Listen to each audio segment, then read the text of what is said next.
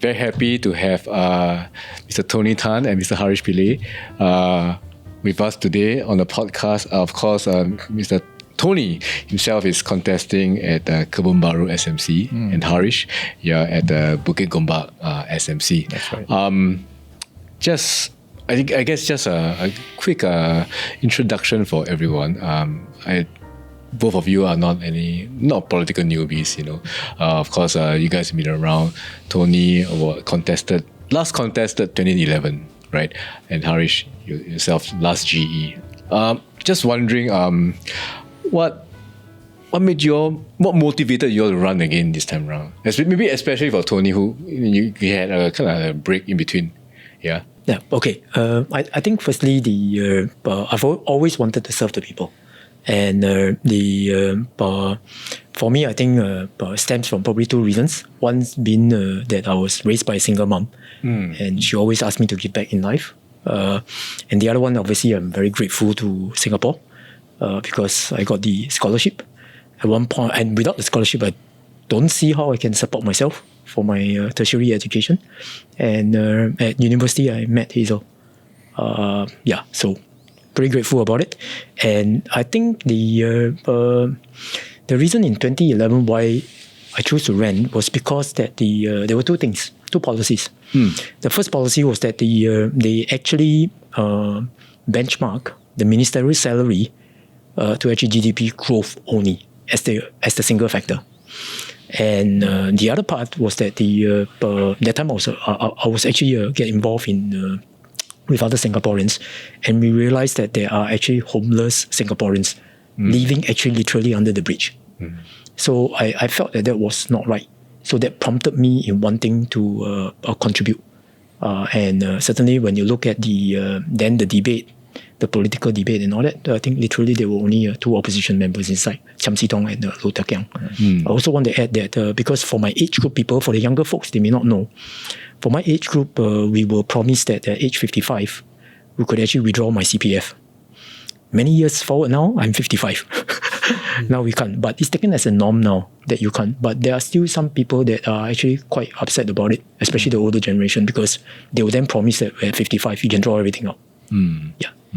So that's the reason why I participated in the 2011 GE. Right. And after that, in 2020, because it was actually COVID time, so me and Hazel made a conscious decision that I should be the one that actually should be looking after the business. I mean, we do have a lot of my colleagues and my partners, so the attention ought to be there. But I did what I could for her when we did the ground operations, interacting with the residents, trying to find out what are the issues they are concerned with, and also thereafter to follow up, even after the GE, to see how we can help. Yeah, so I was kind of like always involved to some extent. Yeah. I see. So I guess in 2020, I mean, it wasn't a complete step back because you still were kind of behind the curtain. You were still helping Hazel. Yeah, I was actually in actual fact managing her ground operations at. I was an EA. I was managing her ground operations at Nanyang then. Yeah. So I guess the question is, why step from behind the curtain out again in 2025? What's the difference now? No, like I mentioned earlier, if there's an opportunity, I definitely want to do it. And I think certainly given the fact that our business are now more stable, and we also have groomed a team of people who are able to do more. So and when given this opportunity, it's actually a bit like national service when you're called upon to serve. Right. So I think it'd be difficult for me to say no. Right. Yeah. And for me, I really feel that all of us are always very busy. You know, we read newspaper once in a while, pay attention to some policy and all that. And I think that the DGE is always an opportunity for everybody to kind of take stock what happened last 5 years and to look at what the government is doing, how policy is actually affecting them and all that. So I think you really need a very serious and deliberate conversation on this in this hopefully over the next 9 days. Right. Yeah. Over to Harish also. I guess you ran last GE. Tanjong Pagar GRC. That's right. And this is your second time running. Yes. And what made you want to, I guess, continue this journey, your political journey also? Well, Well, in the first place, I think I should go back to the start. Why I even did 2020, right? So it's got to do with we reach a certain point in life when things that matter to you have already moved on, and as like kids, for example, and all that. We've got 2 boys, so things have moved on and they are doing well. So what's the next thing I can do?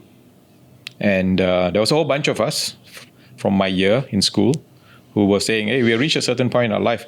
What is the next thing that we can do? So like as what Tony said, we benefited from a Singapore point of view, right? So right. I didn't get a scholarship. It was just had to figure out and struggle through and fund myself. Yeah. My dad helped, of course. But to me, what was interesting was now's the time to give back. So what is that we can do? And so we explored many different ideas.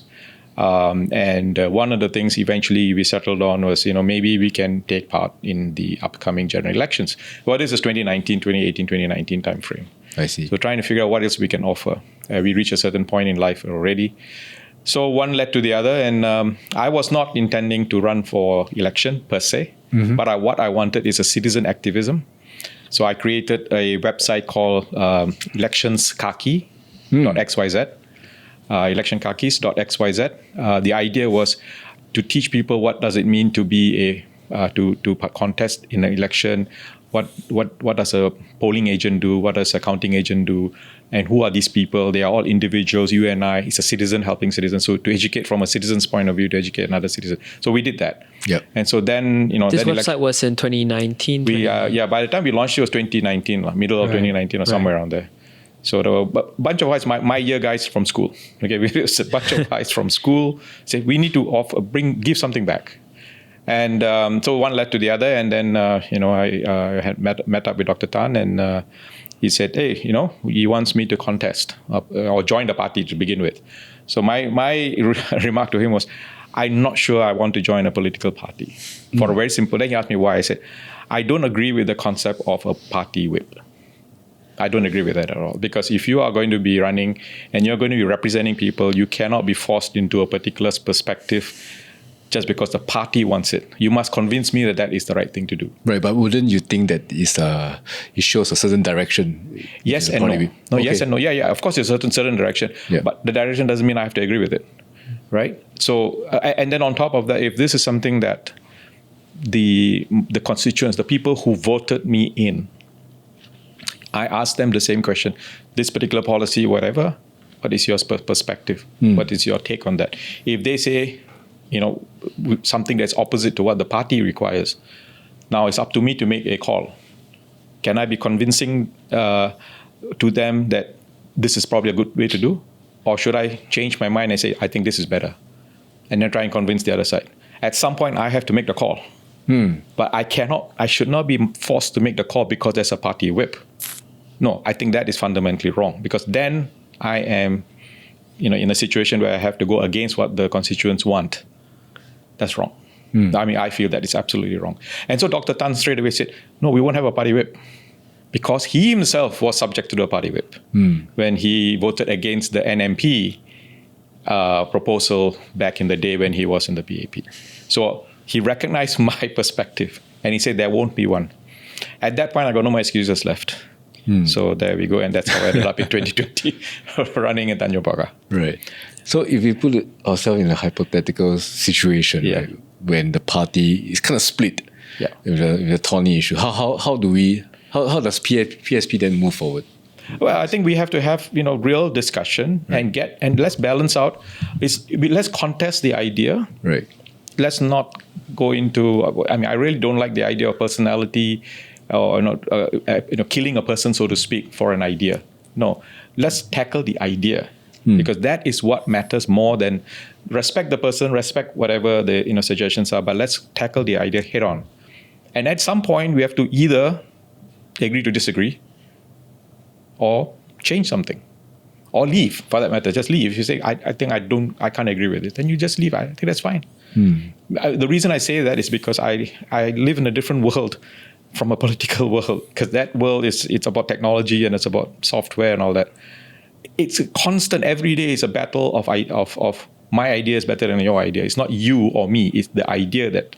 So I've seen how that has pushed a lot of the stuff we consume today, not knowing where it came from. Most of you probably don't know how it happened, but it happened because of the contestation of ideas.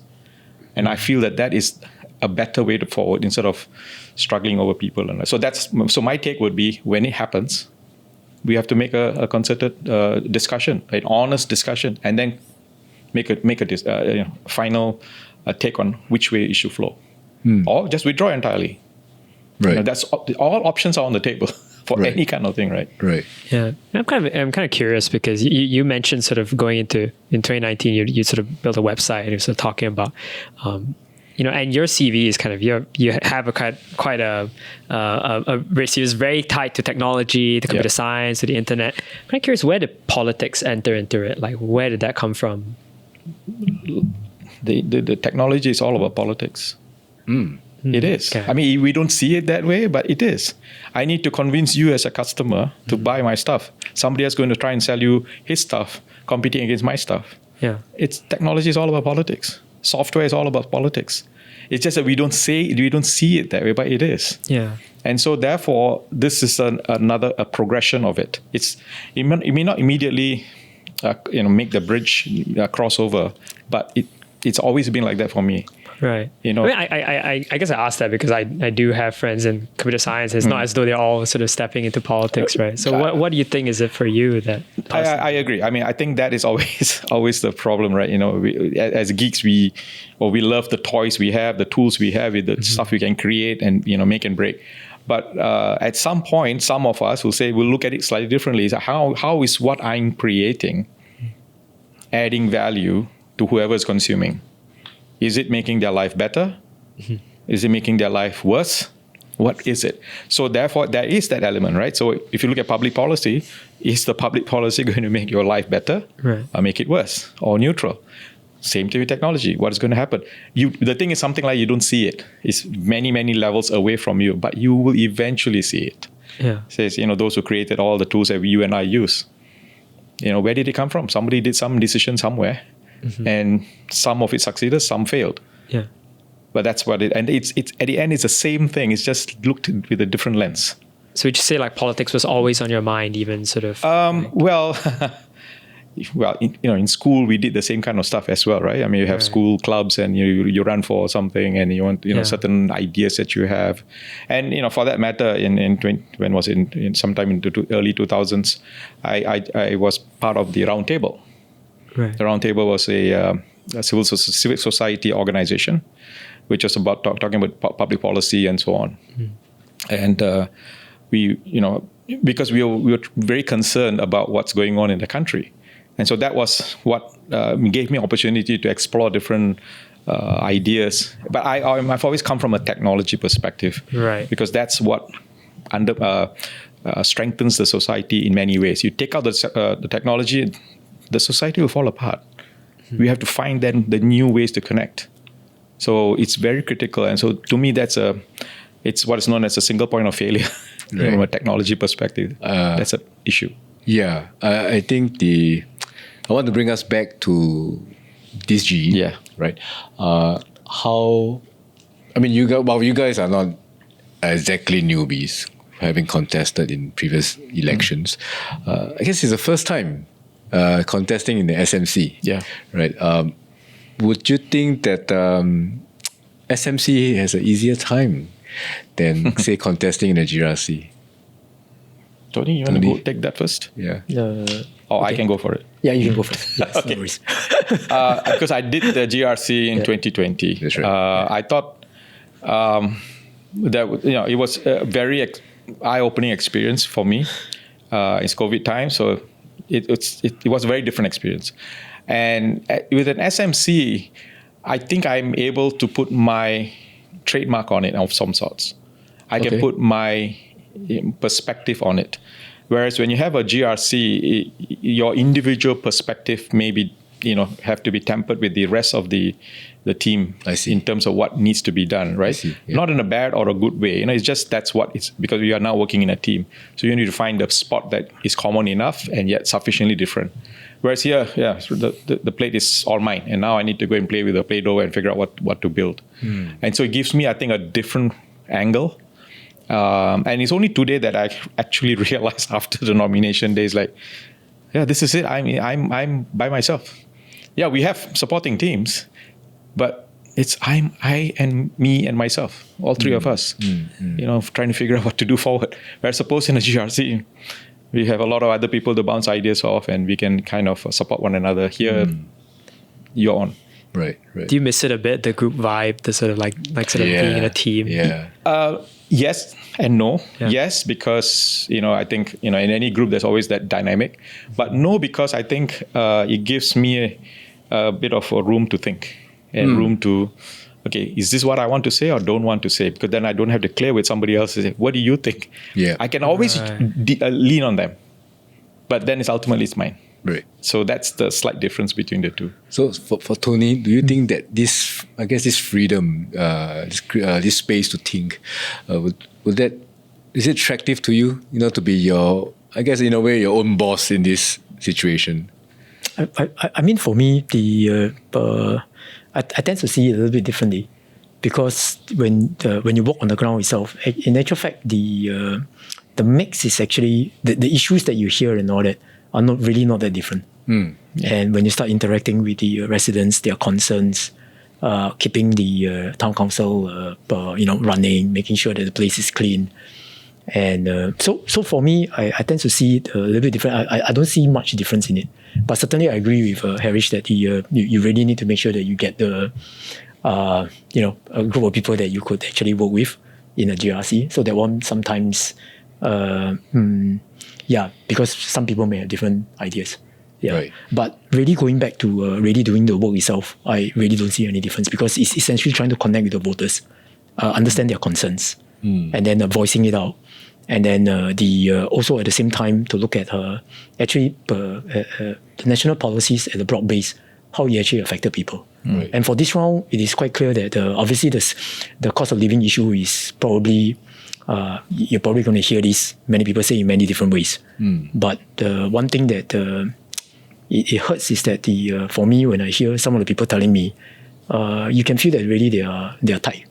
And some says that it's not just cost of living going up. Not just prices going up. It's just going up too quickly. Right. And the other one is that because of that, it makes a lot of people think about their future, including the young people. Yeah. So I think for me, education. Later if I have opportunity to talk about the young people, their concerns, is something that I'm actually acutely concerned actually, because our young people are really important. If our young people, so one of the things that I highlight is that symptomatically you find that our young people don't want to start a family or doesn't want to have kids. Yeah, that's right. Yeah. And I will sum it up in just maybe perhaps that our young people have lost a bit of confidence. Let's hope that they don't lose hope. Because the very moment they feel that my future is really, not going to be too good and all that, then but we already have a pretty terrible population pyramid actually. If you hear some of the experts talking about if your age pyramid is vis-a-vis your population is in decline, your country is in decline. But I guess these are sort of like big picture issues that they transcend any of the sort of particular constituencies. They're sort of like you would see them as like national issues. I'm quite curious. Maybe what have you been encountering on the ground specifically in Kebun Baru, sort of like based on interactions, and if you feel like that sort of walking the ground feels different now that you're striking out on your own, do you feel like, actually I wouldn't say that but for me I wouldn't feel that I'm on my own because it's always with the residents, it's always with we also have people around me and they are helping. So sometimes when I run into issue, they seem to know better what to do than me.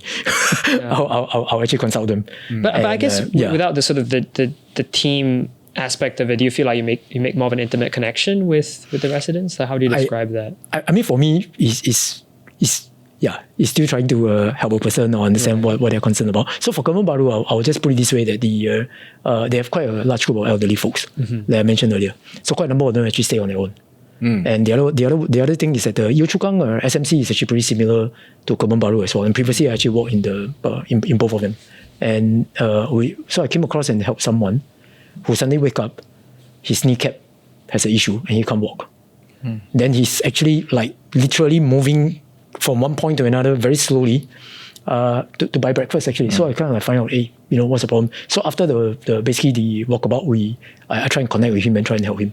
Then I realized, then obviously I found that there's actually stand to be corrected, about 60 social support schemes that you can apply to. And then so when he started calling, I started to realize that there is a lot of bureaucracy. You're talking to one person and next person, and almost everybody else is referring you to someone else. So at some point in time, I make them feel guilty for doing that, because I'm telling you that somebody is waiting for a mail. They actually have a program called Mail on Wheels. Yeah, I even spoke to Living Heart or something like that, one of the charity. And eventually, when I thought that I could get the solution done, then the person said that, are you a social worker? I say I'm not. Then they say, sorry, I still cannot release the mail to them.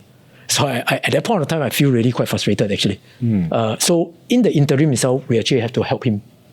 And actually now currently there's a gap. So it means that government may have a system, but the system is actually pretty robotic, not humanized. It's like I'm doing my job, I'm clearing my checkpoints. If it's that case, then it's this. If it's that case, it's that. But the person is not being helped actually. You are doing your job, but literally you're there to help the person. So this person now can't get food. So end up, we have to fill the gap before the system finally kick in. So for me, that's something that actually makes me think about the fact that so eventually now you're given the privilege to serve the people, then certainly we want to set up a PSP care team to actually look into all this, to make sure that we could actually ensure that the help need to be rendered before the government system kicks in. Yeah, so there's actually a saying like, your near neighbor can help you better than your relative who stay very far away. Or there's a Chinese saying for it. Yeah. So I think that's one area to look at. The second area certainly is one of deep concern about the rapid cost of living actually. And so when you actually have a rapid rise of cost of living, it's just one pressure point. Now you're adding on economic uncertainty. That's another pressure point. There's actually a lot more along the line. But I think what I'm actually saying is that it's starting to make people worry. You got to think about your future, and if for the very moment you start losing confidence, you will not want to spend, you will want to tighten up and all that. And you'll be worried about your future, what your future is going to be like, what your future of your children is going to be like. And so there's also the concern that subsequently when you retire, so I'm 55 this year, so just managed to get access to my CPF pretty shortly. But my point is this, that when you actually get to retire, we do not know what kind of actual expenses is really going to be. Yeah. So these are all the concerns that people have, and even for the house pricing as well. Yeah. So there's actually a couple of the older folks that I speak with. They're doing okay. They are doing well, but they're not worried for their children. They're also worried that when it comes to them, what's going to happen? I mean, you hear about a lot of the $1 million how HDB flats and all that. Seems anecdotal, but moving forward, we do not know that will become indeed the norm and the reality. Right. I think Tara and I also have quite a question on our mind because we were wondering whether you guys volunteered to stand in the SMC, previously from GRCs. Is it hey, I think I will put my name forward as an SMC candidate? I think that was one of the talking points we had. Not so much volunteering per se. In my case, for that matter, because Bukit Gombak was part of Choa Chu Kang. That's right. And we had spent time there on the ground the last 3 to 4 years. So to have this carved out, and then what are we going to do about that, right? And so that was one of the considerations. And then so there were other strategic things that we were looking at for West Coast and so on. So yeah, it made sense to me. Yeah, if it is this, I'm happy to do that because we have spent time. I mean, I have spent a little bit more time, a little bit less time there than in West Coast. But nonetheless, there was, a synergy on both sides. That's right. The years before. So to me, that made sense. And, I say, yeah, I'm happy to do this because if we should capitalize on the work we have already done. Don't let it go to waste just because, redrawing the boundaries happen. No, we shouldn't do that. So that's how I look at it. Right. I'm curious about actually the contest in Bukit Gombak also because, of course, a few months ago, I think there was some heated... I mean, let's not go into that because it's under investigation. There's a police report and all. But can we expect the same kind of intensity on the ground also? this time around?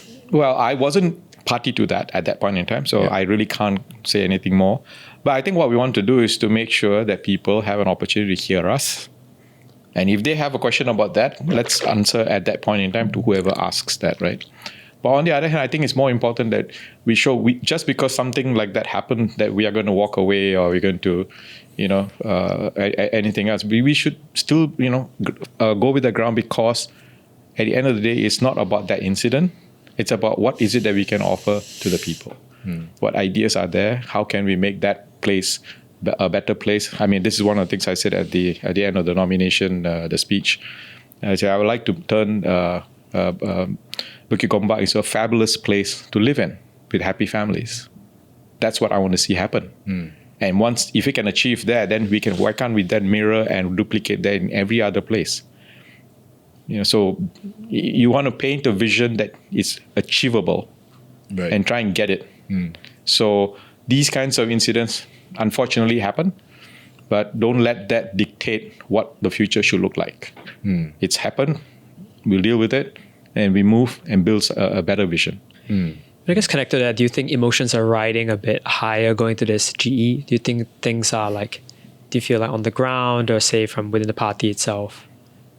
I think there was a sense of disappointment when it happened, that way it happened. There'll always be, did we do something wrong? And so on, right? All these natural questions will come up.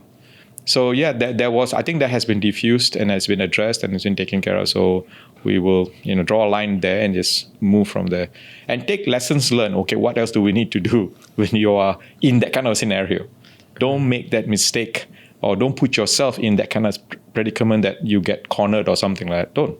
Just be smart about it, being, operationally sensitive. You walk around, you make your awareness of people around you, what's being talked about, who's looking at you, for example. Not in a negative way, but being aware. Situational awareness, I think, is a fundamental characteristic that we all need to hone and grow as well. Right. What about Tony? How did you end up in a Kebun Baru SMC? Did you also volunteer or not? I mean, for me, I came from a military background. So it's not new to me that somebody tells you to do something and you try and get it done. Right. So so that's for me my attitude towards life. So whatever that comes across my plate, if I have to do it, I try and do it as best as I can. The rest, the outcome and all that. Right. We leave it as it is. Yeah. So, Harish, you just mentioned also that this is recorded on the day of nomination day itself. Yeah. So, wanted to get a sense of the action also, because I think Taran was on the ground at Kong Hwa. You guys were at different nomination centers. Yes. How was it like for you guys? Giving the speech and addressing the supporters. Was it nerve-wracking? Go ahead, Tony. Yeah, I think it's fine. The part that we're worried about is actually the assentor. So okay, maybe just to explain, if a candidate want to contest, you need a proposer, a seconder, and at least 4 assentor to walk in with you to the nomination center. If you can't meet the number, and this for SMCs specifically, yes, for all the same. For all the same, which I'm going to come on to it as well. Yeah. So you find that the SMC need that number, the GRC also need the same number. Same number. So a good question to ask is that why the same number? Because actually technically a GRC is actually very big. So so for most party, you do have members staying in the GRC. So they have less issue in trying to identify all the assentor, the proposer and seconder. So for us, we actually walk the ground to talk to people, and also through contacts and all that. But you never know on the day whether they turn up. So in actual fact, for us, just before, one day before the nomination, 2 of our assentor who verbally agree decided to pull out. So it's actually quite nerve-wracking for us, because we do not want a case whereby I end up, as part of the democratic process, I fail my duties, as per se. This morning was actually a bit nervous for us. And the other part that I want to add up, point out as well, is not a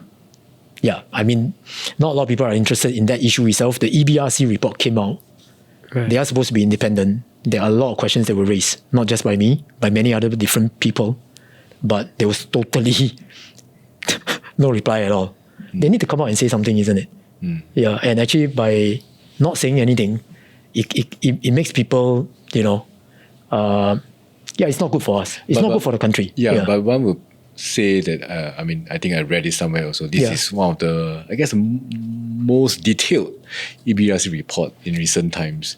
I guess this is their way of trying to explain a bit more. I feel that there are really legit questions that they need to ask about pertaining to the fact that one could actually argue to say that they have a more detailed report. The counter argument of that could be that previously, before then, all the other reports are just too brief. Right. So we shouldn't be satisfied to say that there's a couple more pages. But by virtue that that they play the role of being independent, they ought to come out and explain why. If you compare that with processes that runs in other countries and all that, it is clearly way ahead of time. Everybody's been informed. All parties are aware of the changes and all that. So I felt that the EBRC report, when it came out, there was actually no attempt at all to actually even justify, and a lot of questions came out. It was not answered. Then the next part on the issue of the REIT. The issue of the REIT, once it's actually issued, it was actually also a very short time given. And typically, I think all of us know that the voting is always in June holidays. So this round, when I actually go around and talk to people, there's some people who want to help, but they are overseas. So by issuing a REIT and giving very short notice, there's also the issue as to whether, because nowadays a lot of Singaporeans travel. Yeah. Travel for reasons of work, travel for reasons of other reasons. By giving such short notice, is it good for a democratic process if people cannot come back in time to actually participate in it? And we only do this once in 5 years. So I think a legit question for us as citizens, as voters, as a country, and for the young people, I think that you all got to think about this seriously. Whether is this something that you feel that, it's okay, let's accept this.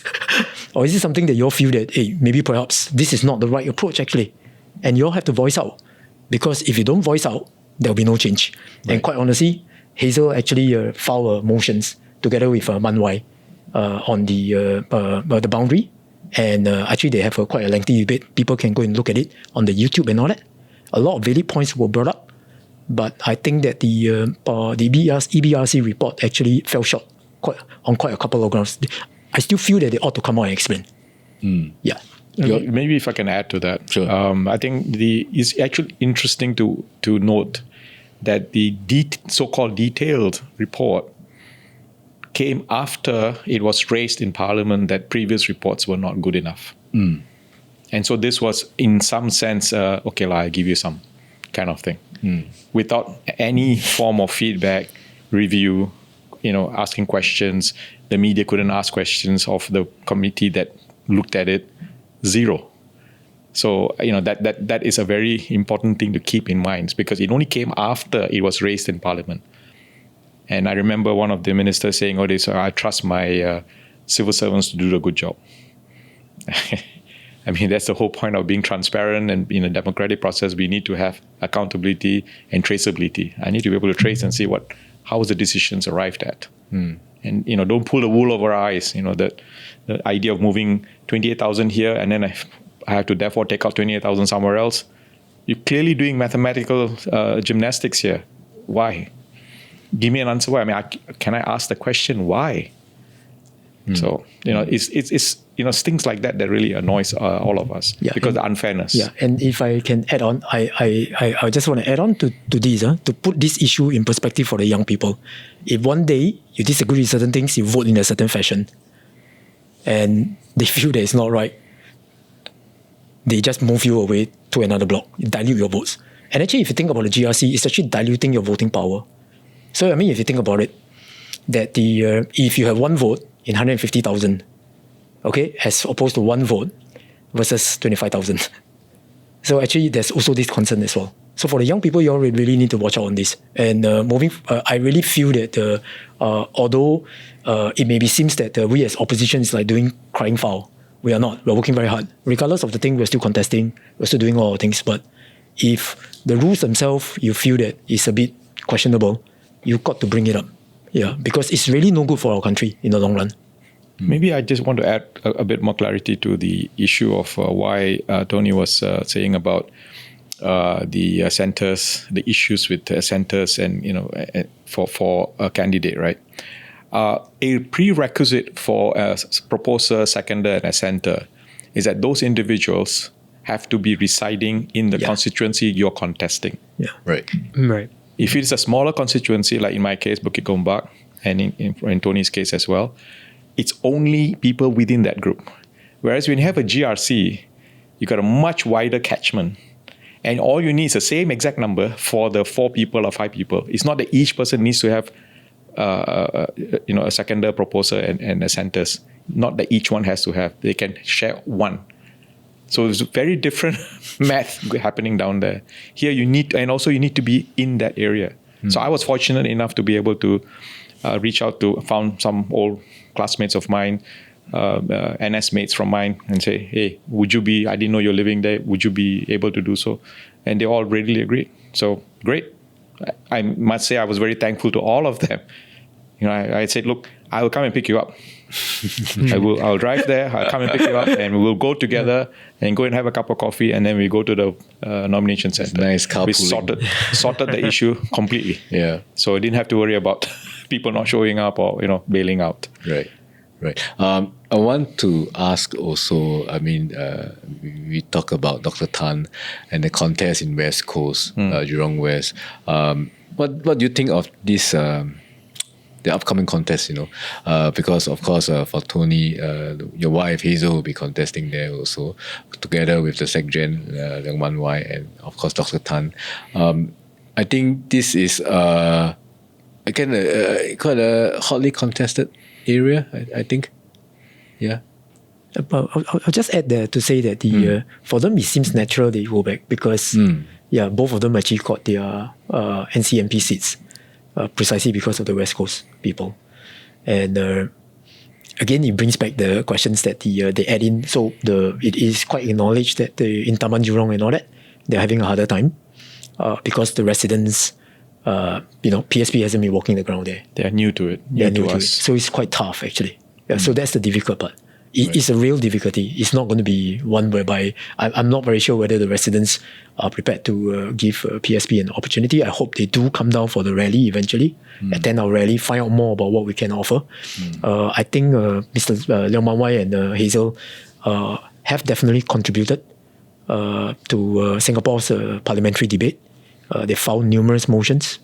I think one of it to highlight is actually the hawker motions, where a lot of hawkers went to attend. And they actually voiced out for the hawkers.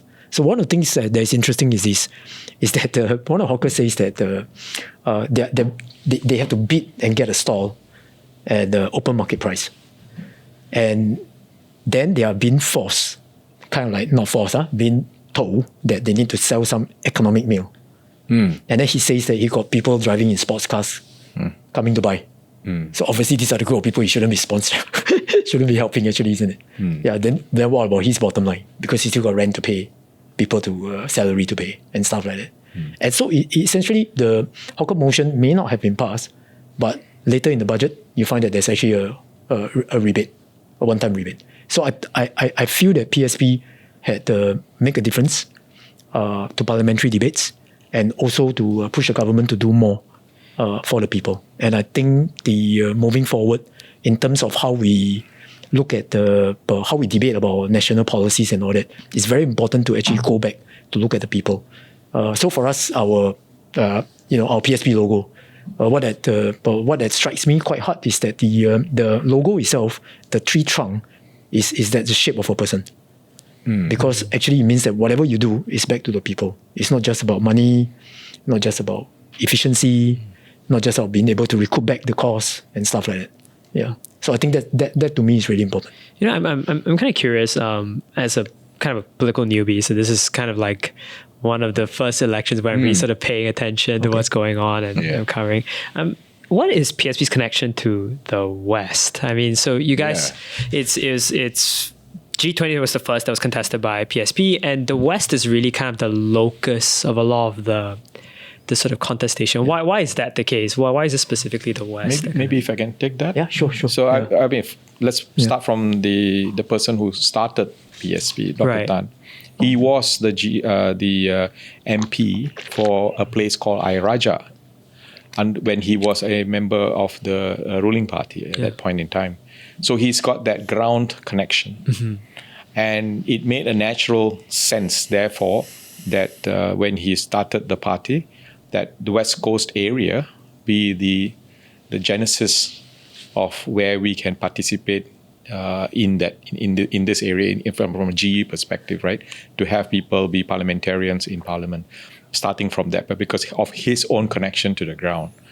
And and it turns out also that we have on the eastern side, we have mostly Workers' Party contesting and winning, and what's on the west. This is an opportunity in some sense. I mean, that's how I look at it, because I live in the west, so I'm biased towards the west, right? So sue me because of that, but I'm a West Coast guy, but. That is probably the rationale of why that it was just easy place to start because of familiarity on the ground. Right. Because even now when Dr. Tan goes on the ground, people come and say, oh yeah, you were my doctor. You had a clinic there. You treated my grandfather, you treated my father.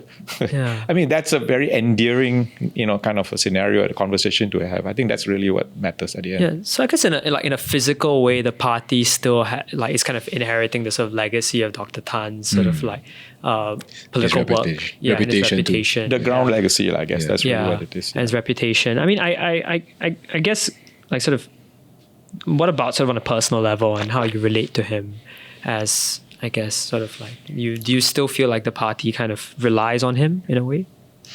Just to add on what Harish has said, is that when I was just walking the ground at Nanyang, there are many residents who are very thankful to him. Yeah, it may not be just medical advice that he gave.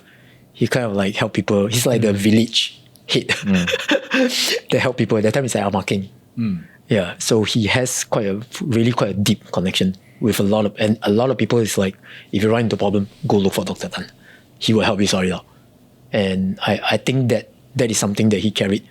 And a lot of the those people who benefited from him, their children and all that, also subsequently, also to some extent in one way or another, get connected to him as well. Yeah, so that's what I saw. Certainly with Manwai and Hazel, that went into the parliament itself, he also helped to create basically a parliamentary presence for PSP. So I hope that the people could look at it. Yeah, so sometimes some debates, PSP also have quite a small team of people preparing for the debate, all the policy research and all that. So I hope the people could actually take a look at this and say that they have actually pushed a boundary. Yeah, I mean, some of it, that whether you agree or disagree, but you look at how Mr. Leong actually deal with Shanmugam in the debate. And I think that he really pushed a boundary. Right. And I think Tarun talked about Dr. Tan's reputation and of course his groundwork and all. And it was the party was founded 2019, right? I think now 6 years on. Do you guys think that the party still relies heavily on Dr. Tan? I would probably say there is, okay, but at the same time, Dr. Tan recognizes it. And he therefore wants the decisions and actions to be undertaken and plans to be built by the others in the CEC for that matter. Right. So in other words, it should not be about him, about what he thinks or what he should do. It's more like I will look at it as an advisor, as a senior, a statesman perspective. And he recognizes that. So you have to credit somebody like him to recognize that. I mean, in some ways, it's also how, I guess, the first Prime Minister, Lee Kuan Yew, was probably also from that perspective. He recognizes that, it cannot be about the person. It has to be more than that. So I think Dr. Tan, being part of a previous organization in the PAP, so I think he also has got that sense of it has to transcend him. And what would need to be done to transcend that. Yeah, I will assume that the party leadership is an important role, and I guess because people take direction from the party leader, right? Yeah. But I think over the years, since 2020, the SecGen position has changed hands a couple of times. Does it affect, I guess, morale? Will it make it confusing for members? Do you think? I think for that one, maybe I can hear it from. I can say it from Hazel's perspective, from what I understand, is that actually whatever decisions they make is always the three of them. So actually, Dr. Tan recognized as what is already said, that recognized that he needs to move on, and so he has gradually hand over the rein to both Man Wai and Hazel. So even for this election, a lot of the decision that was taken, the three of them actually formed the core group to make that call. Yeah. You must also recognize that we had Francis Yuen as the Secretary General after Dr. Tan. So, he's also had a role to play in the early years of the party. He had to move because of other reasons, but that's the nature of the game. I mean, in any new organization, we are all trying to find a level at some point. And I think, again, it goes back to the idea of, do you want personality politics? Or do you want to have a bigger an institutional thing that we can everybody can ascribe to? But would you find it a bit difficult to be focusing on the issues at hand versus personality politics? I mean, there kind of is an easy entry for, say, Dr. Tan because of his presence, his personality. It makes it easy for people to, I remember you were in Ayer Rajah for years. Would you see that as a easy way for you guys, or not so easy way to it's definitely a door opener. Right. I wouldn't deny that, right? I wouldn't. People recognize the name. They will say, oh, that's what, and they will then go back to their happy memory of whatever happy memory that they had. We can't change that, right? Yeah. And so then what we're trying to, therefore, in some sense, do is to ride on the happy memory and then see, okay, we can do other things as well. Yeah. It will take time. I would say it will take time. But I think it's a good process that we have already initiated, as already is underway. So I think we are, we'll see how things pan out. Okay, I mean, this is another political newbie question from me. We use the word opposition, but I guess the opposition landscape is quite sort of diverse. I mean, there's a lot of opposition parties in Singapore. I mean, what drew you guys to PSP specifically? What makes this party different? Firstly, PSP was a new one, so at that point it's new, right? So it's a startup. So it's a startup party. And to me, I am a very startup type of person. Right. So I have that excitement about being in a startup because you can define the culture of the startup. Yeah. And so that probably was one of my motivations, because everybody else wasn't really a startup. And again, it goes back to what Dr. Tan said. We won't have a whip because I won't join the others because they have a whip. So I say, I'm sorry, that's out of question for me. When you mentioned startup, that sort of makes me think of disruption. Is that how you would sort of define sort of party point of view? PSP was a startup, okay, and it was and as a startup, we have to do things that are different. And I would say that if you look at our numbers of questions that were asked, it's about 700 plus in the last 5 years. That's a lot of questions for a startup to do something. And it's not as if both of them, I mean, at least in the case of Man Wai, it's his first time in the house. So there's a lot of learning he has to go through, as well as trying to figure out what else to do. So yes, I would say that was a major motivator in some sense, from my perspective as well, to join at that point in time. Again, my key thing was not so much anything else other than the fact there's no party whip. Right. That's why I decided to join that one. Right. But in a startup, I think I agree with Harish on the point about having, to build something. It's always very exciting. Yeah. But the things that come with it will be, I guess, a bit of the chaos somewhat. Yes. Because you're living in a very, very fluid environment. Yes. How do you all try to, I guess, maneuver around this and try to, stay afloat? I mean, from my point of view, you try and find the level that you are most comfortable with, and then you articulate and you talk to people about that.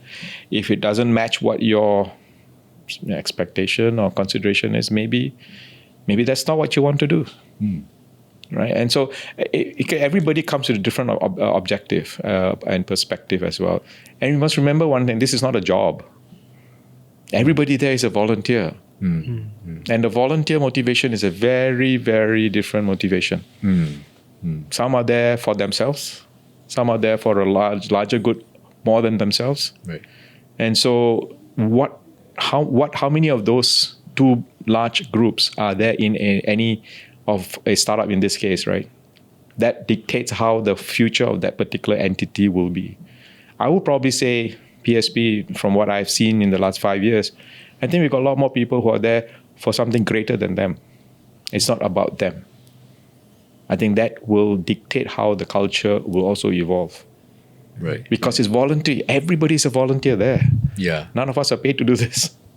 Yeah. What about Tony? I mean, you had some experience with different parties also. You were with a Reform Party once, and then you went to NSP.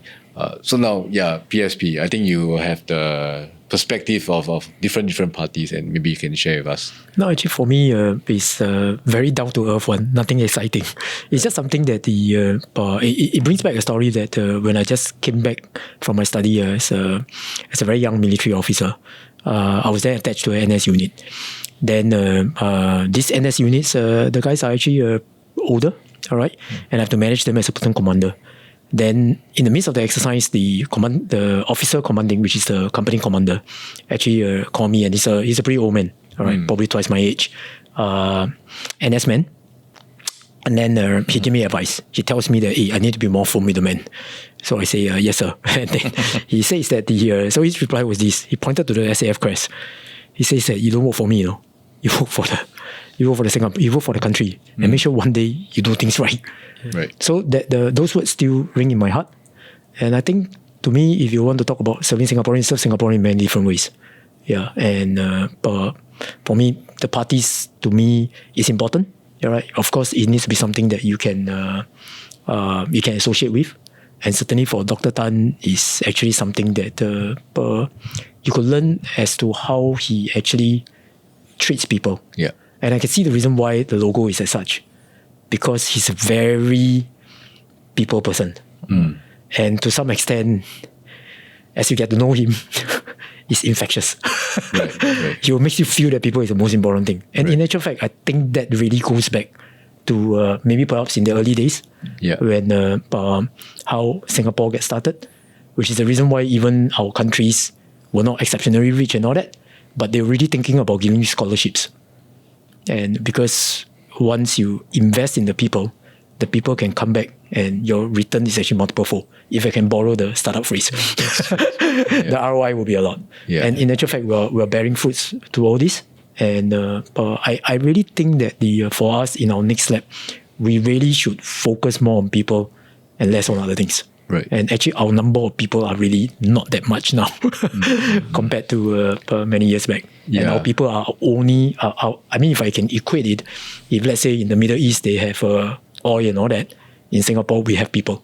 Right. And our people is the most important. If we don't invest in it, what else should we invest in? Right. Yeah. Right. I think there's a interesting point that I want to also make. Also, your political journey, Tony. I guess you ventured. You were with your wife Hazel throughout the different parties and all, right? So interestingly, we interviewed Workers' Party Jackson Au recently for this podcast.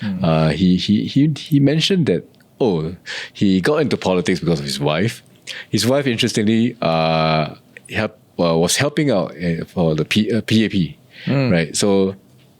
A bit different, right? I mean, I guess at both different ends of the spectrum. So for Tony, do you think it's important for couples to have the same, I guess, political alignment? I really don't think so. I think it's it's for us, it's just a natural journey, because our journey is one whereby we feel that there's not enough parliamentary debate. Because if you look at I'm very sure all the young people look at the US Congress, the UK parliamentary debate and all that. The ministers or some of the people who are being questioned will not have somebody stepping in to say that, time's up. Your time is up and you can't ask anymore. You will have to answer whatever is asked. And I think for us, we don't have that. And in actual fact, Hazel also said that there were, and as well as Manwai as well, there's many times that there's a time limit, and then we have to cut, then they have to stop the debate actually, or the questionings, so they don't have to answer further. It is interesting fact to note that in Singapore, annually, the number of parliamentary sitting is 40 to 50 days. It is one of the lowest in the world. In UK, it is 100 days. And UK member of parliament has 3 times the resident. They have to deal with 70,000 residents. And ours is about 25,000. So I think, obviously, if I can make my own deduction, which could be wrong, my deduction is that maybe perhaps there isn't enough opposition inside. Because if you look at all the other parliamentary sittings, there are so many people asking so many questions. Of course, the percentage is not skewed in the manner whereby you just had 12 vis-a-vis, in about close to 100 parliamentarians inside. Right. So I think that's also something that I hope that we need to have more discussion, more deliberation. Not when something has an issue, then you go to parliament and talk about it. Why not we tell people about what's the plan or what are your concerns, and then we have people also, there are more engagements in shorts, so that people can look at certain things and not be blindsided. So quick example is actually the Simply Go card issue, which is actually pretty apparent that there were really user feedback to say that, and I'm very sure he's going to say more about it. There is user feedback to tell you that there's an issue, but they say let's roll it and see what happened. And actually, who are the one that actually got into a frenzy? Actually, it's our older folks. Yeah, I'm not very technology astute. He probably is. So I'm very concerned subsequently when government roll out technology solution. Even for now, when I went to log in to check my CPF and all that, I want to be very careful about it because their money. And we all know that with the digital bank rollout, there are also a lot of scams. And I just went to check. I think it's about $250 million was already been scammed. Yeah. So a question they asked me is that who is really the one losing the money? And if it's the common folks losing the money, I mean, I'll put it this way to you, is that when I'm old, I don't know what's happening. Technologically, I'm not very good. And then the government pushes out, and then I lost my money. Who's going to compensate it? So what I'm actually only saying is that I hope that the government recognize that when you roll out technologies, and I'm sure you can weigh in a lot more, there need to be better ways to do it. And in short, more debate, more discussions, are required at the parliament level. So for me, that is something that I hope that we can move towards. Right. I think having more debates. I mean, I to play the devil's advocate, I suppose. Having more debate or fewer debates, right? Does it mean that you have a more efficient government then? Because you go on straight to the action. Correct, absolutely. Right. So that I have quick to intercept. It can be efficiently wrong or efficiently correct. Right. So there needs to be a balance actually, but especially that dealing with technology, because really people are not very clear about this. Then suddenly they realize they can't check the balance in the card. Yeah, for some people who are using credit card and all that, it's not an issue. But for me, I'll feel very embarrassed that I have to take a bus. And then I find that it's for my generation, it's something that I find that very unbecoming. How come I want to take a bus for free? But I don't want that. So I need to check what's inside, but I can't check. I was reading the other day that this has been one of the most active sort of parliaments we've had in quite a while. I mean, do you think there's a positive development or a change, having more debate in parliament? I think certainly that I think is true. And I think it's better to have that than have silence. We had 8 full motions. We had 6 adjournment motions filed, and over 30 speeches on legislation. And I would love to see this continue. And I would probably want to also say that we were able to achieve this perhaps because of the help of the fact that this entire thing is streamed live. So now you and I don't have to depend on somebody else summarizing it into a 5-minute, sound bite or whatever on the broadcast media, and then you have no idea what else happened in between. This, I can sit down and watch it when I want to watch it. I can essentially understand what did he actually say or what did she actually say. How was the question answered? What was the reaction? You can see the facial reaction. You can see all those things. Those are very useful nuggets of information that we can use to figure out, oh, this is what's going on. Right? We have seen these kinds of communication and the jousting of ideas and the clash of ideas and the sharpening of ideas in other parliaments, in the UK, in the US, and other places. Finally, we got that on our within our system in 2020, and I think that has changed dramatically how we look at Parliament. It's no longer, summarized, sanitized by piece. What exactly happened? Nobody knows. Here, you can figure out. You can look at it. So yeah, now it's a lot more information is given to you, and the onus is on you in some sense to figure it out. But hey, now you can get more people who have got an interest in getting the country to be better, to look at it and say, okay, what else do we need to understand from here? I think the power is that people have been empowered in some sense by the fact that it is live streamed. I guess you're also talking about startups and this idea of disruption. I guess this is also a time of change. The world is rapidly changing, and there is, I think, kind of not just in Singapore but globally, a lot of uncertainty. Is it really the right time? I guess this is sort of the kind of argument is it really the right time to rock the boat? Is it really the right time to sort of bring in that disruption into Parliament? I've always been tickled by the term rock the boat. Because if you don't rock the boat, you don't know where the leakages could be. Okay, you may be steadily sinking because water is flowing and you had no idea. So rocking the boat in some sense says, hey, look, there is actually a hole there. Oh no, there is a hole here. And how is it there's water here? So it's a good thing to do, provided you know that this is happening and therefore you are being, your senses are primed to figure out that I need to address this. So I look at it as a positive thing rather than a negative thing. So I think it's a good thing to do because I'm calling out something is probably not right. When you are in a situation where I cannot express my perspective because I'm on the same side, you don't know what's going on. And it's probably steady state and steadily sinking. So I think it's a good thing that we are able to rock the boat, but in a positive way. Yeah. Right. I just want to round off today's session. I think it's been a long one. And we are feeling quite tired, of course, especially for the two candidates here after the nomination day. I just want to ask, what would success look like for the PSP this time around? From personal perspective, what would success look like that we have, all of us who've contested having a seat in Parliament? That would be what success looks like on day one. Then the uphill battle starts. There's a lot of work to be done because we need to continuously go back to the ground and work with the people and make sure that the Singaporeans that have elected us, as well as those who didn't vote for us, lift them all up at the same time. It's not just who supported you, right? So I think that would be what success looks like from my point of view. Right. Everybody wins. Everyone.